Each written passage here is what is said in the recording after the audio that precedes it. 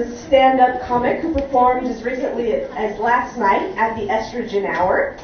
She is very active in her church and is getting an MA in psychology and works with kids with autism. Please welcome Amber.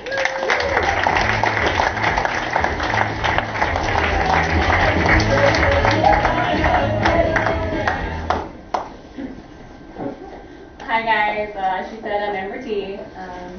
Thank you all for being here tonight. Let's give it up for Patricia. Great story, and all the rest of the ladies that have been after it after an hour. Why don't we? Yeah? All right, here we go. So the pregnancy comment started a few years ago. I would get asked questions like, "Oh, what do you do? How exciting! You're expecting," and my answer to their question, if I was with child, laughingly became, "Oh no, I'm not pregnant. I guess I can just use some gym time." But really, that was just a coping mechanism because unknowingly I had started slowly growing a belly bulge without any warning sign or cause. And as I was a parent, there were no other physical symptoms. I often attributed this weight gain to maybe some night binging or stress eating, when really the fact of it was I didn't really do neither of those.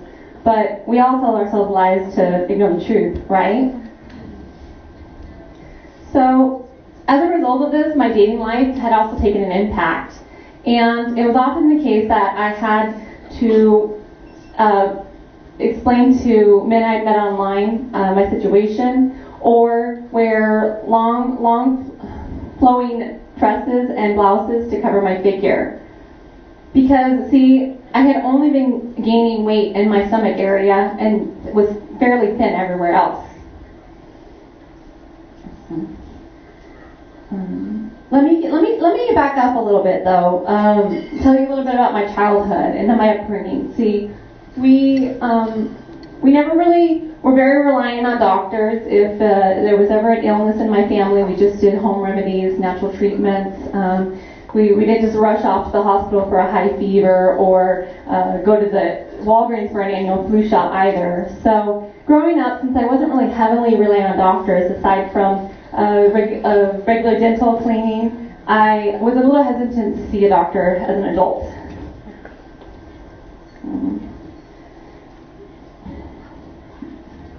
And then it came that I finally broke down when I looked to be about 7 to 8 months pregnant and saw my first physician.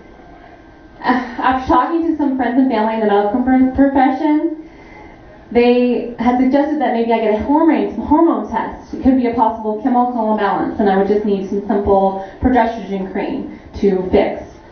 So I went to a doctor and asked her for a hormone test. Well, she looks at me and looks at my belly and says, "You know, I just think it's bloating, maybe some stress or from PMS, and and I really don't give hormone tests to women who aren't trying to get pregnant, which you're obviously not, or menopausal, which you're obviously not, seeing that you're only 24. So I saw a few other doctors about unrelated things. I wasn't too quick to seek a second opinion about my stomach, but it obviously came up in conversation. And I got everything from, well, see my dear, you just need a belly wrap, because that will get you rid of that baby fat just very quickly, as one of the Indian doctors explained to me. And I told her, "Excuse me, ma'am, but I never had a baby." Oh, well, so she was quickly silenced by that, and I left from my sprained ankle that I was originally in there for, without ever seeing her again. Another doctor, didn't believe me when I said I was pregnant, and she gives me this curious look like, "Are you sure you're not pregnant?" I know my biology, and I'm pretty sure that you have to have sex to get pregnant. And I'm not currently, or have I ever been, sexually active, so that was a given. At this point, I just found it comical that these so-called board-certified doctors were giving me all these ignorant explanations and excuses for not doing a simple procedure to determine or discover what this might have been. So I quickly lost faith in the medical community at this point. I went to Thailand with a friend of mine for a trip, and came back violently ill with what I only suspected as food poisoning. But I could have very well thought it had been something related to my recent stomach issues. So I had a friend who threatened me to finally see a GI doctor, a specialist at that matter. And she said she'd drag me kicking and screaming if I didn't make an appointment that week. Well, I called, and usually specialists are not scheduling until at least a month out, so that suited her well enough. But at this point, my family and friends, we had hypothesized what this could have been, this unexplained anomaly. Everything from parasites to a cyst of some sort, to and even laughingly, an alien baby, as a friend and I just joked to release some of the tension around the situation. So when it came to finally seeing the specialist, a month later, he ordered just about every test in the book related to GI and intestinal stomach issues. And it was so reassuring to finally see that someone was concerned with my case. I literally broke down in tears in that hour time in the office, whereas I'd only caught these other doctors maybe 5 minutes at a time, and they casually brushed me off like this was just some wart or something. So one of the first tests that he assigned for me was an ultrasound. And I went in, and this woman, seeing that I've never been pregnant, and I've never been in for an ultrasound for anything either, but she must have taken like 1,000 pictures of my stomach from like all different angles too. So it was just kind of awkward when you're like pressing and prodding and poking. But then when she was finally done, I could see the nervousness on her face and her angst to reach the radiologist, because they really can't tell you anything as a technician. She said that he'd be out for half an hour, and I couldn't wait, because the workaholic that I am, I had to get off to a job. But later that day, I did receive a call from the specialist. That afternoon, actually, like he was right away. And just wait for it. He determined that I had a massive ovarian cyst growing on one of my ovaries that was predicted to be the size of a deflated beach ball. When we finally got the CT in, this thing was from my diaphragm down into my pelvis and all throughout my abdominal cavity, pushing my organs from one side to the other. So amazingly, I didn't have any physical symptoms from this. But he did schedule me within a week out for a gynosurgeon for the urgency of my case. And then when I finally saw the gynosurgeon, and he told me that surgery was the only option because it had grown so large, and I was actually really blessed because it could have twisted or burst or been fatal in my case. At that point, I reached out to all my friends and family, loved ones from across the country to across the world, seeing that I had been to Thailand and China, and I was asking for prayers, good thoughts, everything, you name it, because I knew that this was finally the defining moment in my discovery and recovery from this lifelong, growth that I had been dealing with for many, many years. So when the surgeon finally cleared me 2 weeks after seeing him, after a couple of snags in the CT, I guess there were suspicions of a possible blood clot in my leg. I was just ready and anxious to get this thing out of me. So I called the surgeon's office, or I called the hospital. I called the surgeon's office about scheduling surgery as soon as I could. I talked to anyone possible, including like the two of the head nurses. So they knew my name around that place, and I probably called, and they were answering the phone, picking up like, oh, it's this girl again. That was honestly how often I called. But you know what happened? I actually did get an appointment within a week out, which was another blessing, because I had often heard from friends that they were waiting weeks to even months for surgery.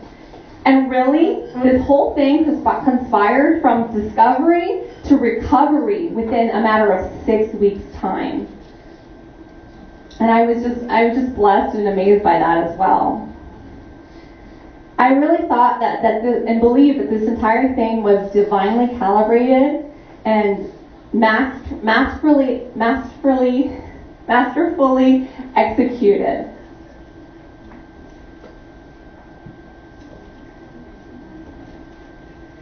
Just as God had intended for me to go through this story, He had also intended me to be healed from it. I did feel on the day of surgery just this complete peace wash over me. And that's really not like me, because if anyone knows me, I'm a very anxious person, and I work with children with autism. So the two of them don't really combine, but yet I have all the patience in the world for my kids because I love and adore them. So I just had to add that in there. Really, I had been having a lot of waves of anxiety about this whole thing, through prayer, my faith, and my beliefs. But I went in for surgery. My mother and my father, they led me in and just to support me and be there for me. My mother, she followed me back as far as she could through pre-op. And when we got into the room before surgery, operating room, the surgeon came in to speak with me and said, "Okay, you ready? Let's get this alien baby out of you." Just to ease the tension in the room. Everyone laughed and chuckled at that inside joke that my friend and I had made. But he really was an amazing guy. So, after the surgery, when I was waiting for anesthesia, I had these surgical nurses, because this really was just the biggest abdominal cyst that anyone had seen in that hospital. The doctor said in his 30 years he'd never seen one this big.